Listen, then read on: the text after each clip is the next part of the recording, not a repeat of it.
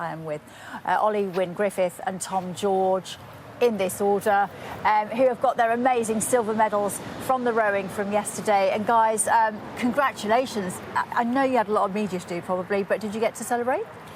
We did. We were actually here last night. Just a couple of beers.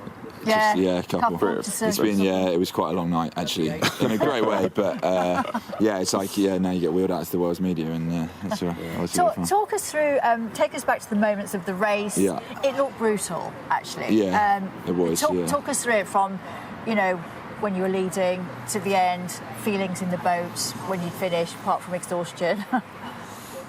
I honestly think probably for 99% of it was a perfect race. It was the best race we've ever done together, best rowing we've ever done together, and like super proud of it. I think obviously the last kind of almost like getting pipped to the gold medal, like losing the gold medal kind of on the line, was really tough. But actually for me, watching it back, I was just so pleased with the way that we said the night before we really wanted to take the race to everyone else and go out hard, go out aggressively, and like force people to chase us. And that's been our kind of mantra and race plan all year. And Sinkovic was on the day, managed to catch us and overhauled us on the line. But like we made sure we left everything out there and we didn't die not knowing. And for me, that's the most important thing. Yeah, and it is. If you've left everything out there, there's absolutely nothing else you could have done. So you can't go back and change it because it wouldn't have been a different outcome anyway. Yeah, exactly.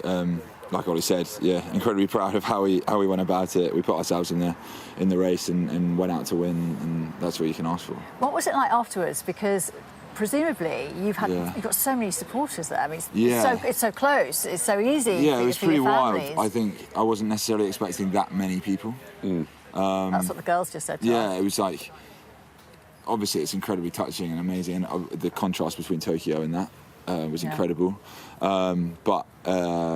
Just afterwards, I remember you do all your media and then you go in to get the boat off the water, and then you can go to the family and friends bit, and it was just like hordes of people, and just like your emotions were all over the place, but just incredibly special to be able to share that moment with them. Did you cry a little bit?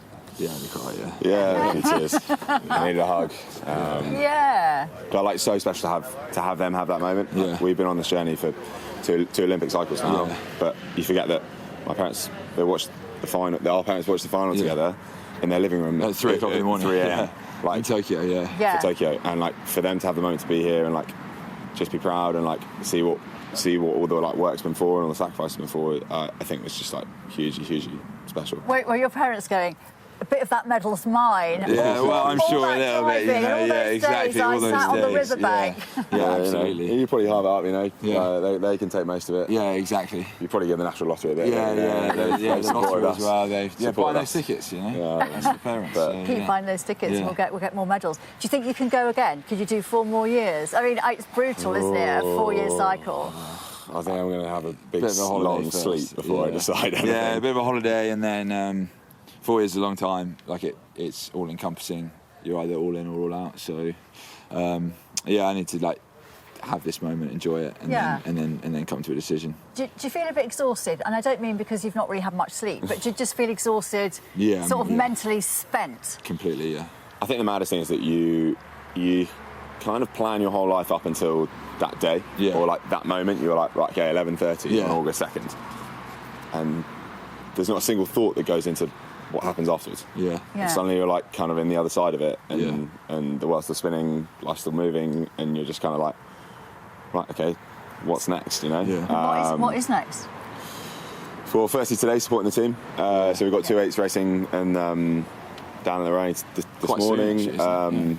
Both really got huge shots at big medals. So that's exciting. Bit of friends and family, enjoy the second week, go and enjoy the Olympic experience, really. I mean, there actually was talk before that they would bring psychologists out with the team to actually talk to you. What happens next? Because you build up, you do it, you get your heart's desire, you get your Olympic medal, and then what? You kind of fall off a massive cliff. void, isn't it? A void. I guess that's something that I think you sort of prepare for. It's going to be, the next couple of months will be a bit interesting. I'm sure it will feel a bit empty at points. But it's a nice opportunity to be able to repay those people who have been part of the journey and like spend some time with them. We train 7 days a week. year round. We get 3 weeks off a year, so to be able to go and spend time with them and sort of have those moments, I think is something not get up early and just like catch up with them is sort of how I think that time can be well spent.